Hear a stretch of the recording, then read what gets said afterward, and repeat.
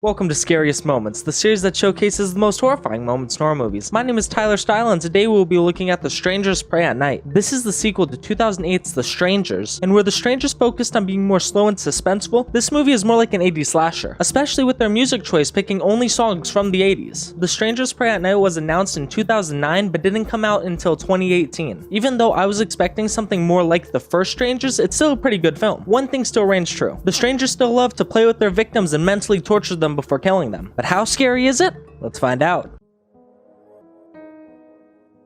The movie starts with some good throwback tunes. The movie has a lot of 80s music, and the soundtrack is one of my favorite parts. This movie says based on true events, which is absolutely bullshit. At least Bertino said inspired by true events before The Strangers. We see a very familiar truck park, and we see two boomers sleeping. There's a knock on the door, and one of them gets up to see what young whippersnapper is making all the ruckus. She looks out the window to see the truck, but no one inside. After she's done inspecting, she turns around to see Dollface in her kitchen. We don't see what happens to her, but Dollface pets the family dog who is crying, rather than actually being a guard dog. Honestly, fuck that dog. If I had a dog, I'd want it to protect me rather than just being a bitch. We go to the main family of this film. They're getting ready to send the daughter Kinsey to boarding school because of her recent behavior. The mom, Cindy, played by Christina Hendricks, lets her know it's time to leave, and we can see why they're sending her away after we see how she treats her mother. We're gonna be late. I got it.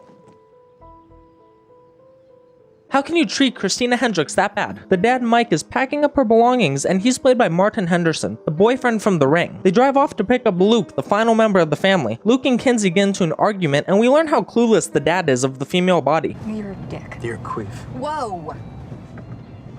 What's Queef? After getting some grub, they arrive at the campsite where they will be staying, owned by their Uncle Marv and Aunt Cheryl, the elderly couple we saw at the beginning of the movie. Just like in the original Strangers, the main characters are all alone and they have the whole campsite to themselves. There isn't anybody here? I think everybody leaves after Labor Day. Cindy walks into the office and sees a note that says what trailer to go to. They arrive at the trailer, and when settling in, they hear a knock on the door. Like in the original, she asks the same question. Can I help you? Is Tamara home? Then she leaves when they say no. After Kinsey doesn't want to play cards, the parents decide to take everyone's phone away to spend quality time together. I actually like this way of getting all the phones removed from the equation, rather than just the service not working. Kinsey gets angry at her family and storms out of the house. Luke gets convinced to go talk to her, and while doing so, we see the girl who knocked on the door is watching them. Cindy and Mike get another knock on the door, and it's the same girl asking if Tamara is home. Is Tamara home? After she walks away, Cindy gets worried about where the kids are. We go back to Kinsey and Luke where they see a trailer with the door open. They go inside of it to investigate. They hear something in another room, and when they open the door, the dog gives them a jump scare. They see a window with the word hello written all over it and see something under a sheet. They pull the sheet off to see Aunt Cheryl and Uncle Marv dead, and let's just say they didn't die of old age. They run out of the trailer and figure out that they're lost. They turn around to see two killers right next to them. Just kidding, it's only their parents. Cindy and Kinsey go back to the trailer, and Luke goes to show his dad the bodies. While walking, we see the stranger's truck parked in the background. Cindy and Kinsey notice that their phones are shattered and don't work anymore. Cindy gets one phone to turn on, and while trying to call the police, Dollface comes from behind them. Kinsey is so scared that she can't even speak until she finally gets the word out. Cindy tries to grab a knife, but Dollface already grabbed it when the trailer was empty. Dollface chases them, and they lock themselves into a bedroom. They go into a bathroom, and Cindy helps Kinsey get out of the bathroom from a window on the roof of the trailer. While doing so, Dollface breaks the door, and Cindy doesn't even fight back. She just looks at Kinsey as she gets stabbed. This scene pisses me off because why wouldn't she at least try to fight back? Kinsey watches her mom die and then runs away. Mike sees the dead bodies of Uncle Marv and Aunt Cheryl, and when trying to find a way to call the police, they hear a loud bang outside. Mike tells Luke to run back to their trailer, and when he does, he stops at the front door to see the man in the mask with an axe outside. They run inside and Mike finds a gun. He gives the stranger 5 seconds to leave, which is really stupid because obviously they've already killed people. Why give them the chance to run and possibly attack you later? After he counts down from 5, he opens the door and the man in the mask is nowhere to be seen. They run out of the trailer and we go back to Kinsey, who is still running. She gets stopped by a fence with barbed wire and sees Dollface right behind her. Mike and Luke get back to their trailer to see Cindy dead in the bathroom. They decide to run to their car, and when driving around looking for Kinsey, they get a cinder block thrown at their car by the man in the mask, shattering the windshield and causing them to crash into a trailer. We go back to Kinsey, who sees the stranger's truck with the man in the mask in the driver's seat. He starts driving towards her and she runs into some big tubes. He points the headlights of the truck into the tube and Kinsey screams at them to stop. Leave us alone! But we've just started.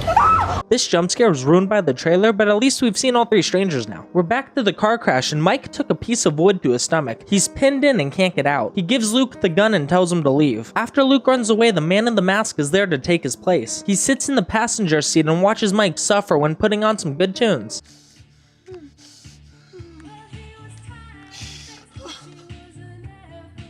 Say what you want about the strangers, but their music taste is great. The man in the mask pulls out a screwdriver and stabs Mike until he dies. Kinsey is still running and runs into a random trailer. She hears something and starts to go towards it. It's a Jack in the Box, and when it pops out, she finds Dollface hiding behind the bed. Don't ask me how Dollface knew that Kinsey would go into this trailer, because she just ran into some random one. Dollface attacks her, and Luke stops Dollface by threatening to shoot her. He gets Kinsey and they run away. There's no reason to not kill them at this point. It's so annoying that they don't kill them when they have the chance. Luke and Kinsey go into another random trailer and Luke sets the gun down on a book titled A Stranger Is Watching. He tends to Kinsey's wounds and after talking for a while, the man in the mask rams his truck into the trailer. He backs up to hit them again, but Kinsey and Luke forget the gun and leave the trailer. You know there's a door right there, right? Kinsey is too hurt to run, so Luke puts her under one of the porches. He runs into the office and calls the police, but the phone line cuts out and some weird stuff starts going on in the office.